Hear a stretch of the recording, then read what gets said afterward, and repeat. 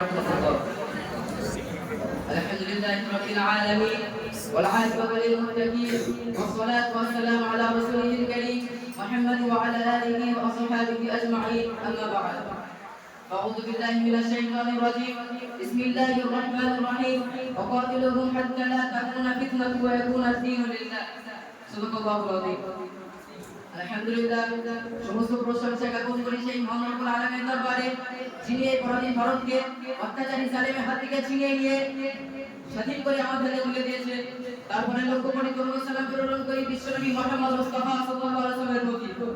অতঃপর আজকের এই আঞ্জুমান ইসলামুল লিসানে আমার পাশে বসে থাকা সভাপতি সাহেব এবং সামনে উপস্থিত সুদক্ষ জনক মণ্ডলী এবং সমস্ত ছাত্রবৃন্দ সকলকে আমার অন্তরস্থল থেকে ভালোবাসা ও শুভেচ্ছা অভিনন্দন জানিয়ে আমি আমার নির্দিষ্ট বিষয়বস্তুর উপর আলোচনা করার প্রয়াস রাখছি। আমার তৌফিক বিল্লাহ।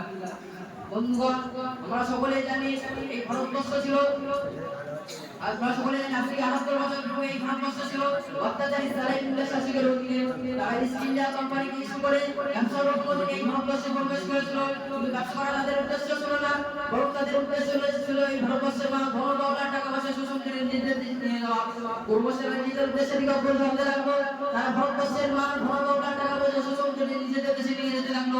তারা ভারতবর্ষের ধন দৌলত টাকা পয়সা শোষণ করে ক্ষান্ত হয়নি, বরং তারা ভারতবর্ষের মানুষের প্রতি অত্যাচার অবিচার শুরু করেছিল। তারা এই ঘোষণা করে যে ভারতবর্ষের জন্মদাসে ভারত যে আইন কানুন নিয়ম নীতি দৃষ্টিকাচার হবে ব্রিটিশ, তাদেরকে আর কোনোদিন ভবিষ্যতে দেওয়া হবে না। এই চ্যালেঞ্জের মোকাবিলা করতে বিশ্বের বিখ্যাত পণ্ডিত শামসুল হাদিস মুহাদ্দিস রহমাতুল্লাহি আলাইহি জিহাদের পর উচ্চমানের ঘোষণা করেন। তখন থেকে শুরু হলো সাম্রাজ্য ব্রিটিশের বিরুদ্ধে জিহাদ। তাই 1757 খ্রিস্টাব্দে হাজিবুল্লাহ হাজবার গিয়ে নেতৃত্বে অনেক আলেম আমাদের পক্ষ অস্ত্র শস্ত্র ছিনিয়ে নিয়েছিল। তাই সেই সময় ইস্ট ইন্ডিয়া কোম্পানি ঘোষণা করেন যে সমস্ত মুসলমানের মাথায় আছে টুপি, মরণে চলমান না যায়, মুখে আছে দাড়ি, তাদেরকে ফাঁসি করে দেশ ছেড়ে দাও। এক দু সপ্তাহের মধ্যে প্রায় 2 লক্ষ মুসলমান যাদের মাথায় ছিল টুপি, মরণে ছিল লম্বা জামা এবং মুখে ছিল দাড়ি, তাদেরকে ফাঁসি করে দেশ ছেড়ে দেওয়া হয়েছিল। তার মধ্যে প্রায় 5000 ছিল আলেম ওলামা। বন্ধুগণ, 1664 খ্রিস্টাব্দ থেকে 1867 খ্রিস্টাব্দ পর্যন্ত প্রায় 14000 আলেম ওলামাদের ফাঁসি করে তুলে দেওয়া হয়েছিল। দিল্লি চাকরি চক্কর থেকে নিয়ে ভাইবার পর্যন্ত একটি শহর চলে গেছে। তার দুপাশে এমন কোনো বৃক্ষ ছিল না, বৃক্ষ ছিল না যাতে করে আলেম ওলামাদেরকে ফাঁসি দেওয়া হয়নি। সেই সময়টা গেল ভারতবর্ষ আলেম ওলামা সংঘাত পেয়েছিল। সাম্রাজ্যের ব্রিটিশ আলেম ওলামা সমাজকে নির্মূল করে দিয়েছে, মাদ্রাসা সমাজ ছোট করে দিয়েছে। তার কয়েক বছর মধ্যে স্বাধীনতার পূর্বে হুসেন ইবনে মাদানী রাহমাতুল্লাহ সমাজবাদী ব্রিটিশের বিরুদ্ধে প্রতিবাদ করেছে। সমাজবাদী ব্রিটিশকে সাহায্য করে আমাদের অধীনে চাকরি করা হারাম। তার কয়েকদিন পর পাকিস্তানে বিশাল প্রকাশ্য সমাবেশ ডাকা হয়েছিল। সেই সমাবেশে উপস্থিত ছিল হিন্দু মুসলিম জৈন খ্রিস্টান জাতীয় ধর্ম বিশেষে কয়েক লক্ষ জনগণ।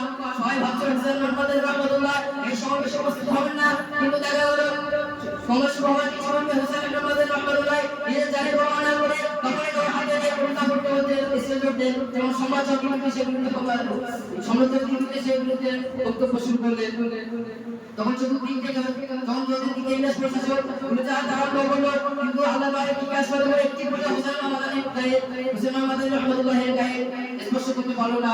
বড় দুঃখের বিষয় হতে পরিতাপের বিষয়, যারা এই ভারতবর্ষকে স্বাধীন করার জন্য নিজের ধর্মকে বিসর্জন দিয়েছে, নিজের স্ত্রীকে বিধবা করেছে, নিজের পুত্রকে এতিম করেছে, তাদের নাম বক্তব্য ইতিহাসে কিন্তু বলে। তাই আমি সমস্ত বিকৃত করে ইতিহাসবিদদেরকে তাদেরকে জিজ্ঞাসা করতে চাই, তারা সবাই সত্য ইতিহাসকে গভীরে রাখতে পারবে না, প্রমাণিত পারবে না। আমরা আসলে 1000 বছর পরে বিশ্বনবী মুহাম্মদ মুস্তাফা সাল্লাল্লাহু আলাইহি ওয়াসাল্লাম ইরশাদ করেন, সত্য হলো উচ্চারণ করতে এবং অন্ধকার এবং মিথ্যা হলো অন্ধকার নাই। তাই সত্যকে যারা ঝগড় দেখে রাখার চেষ্টা করুন, না কোনো পারবে না, সত্য একদিন প্রকাশ পাবে ইনশাআল্লাহ। এই বলে আমার বক্তব্য থেকে এই করছে।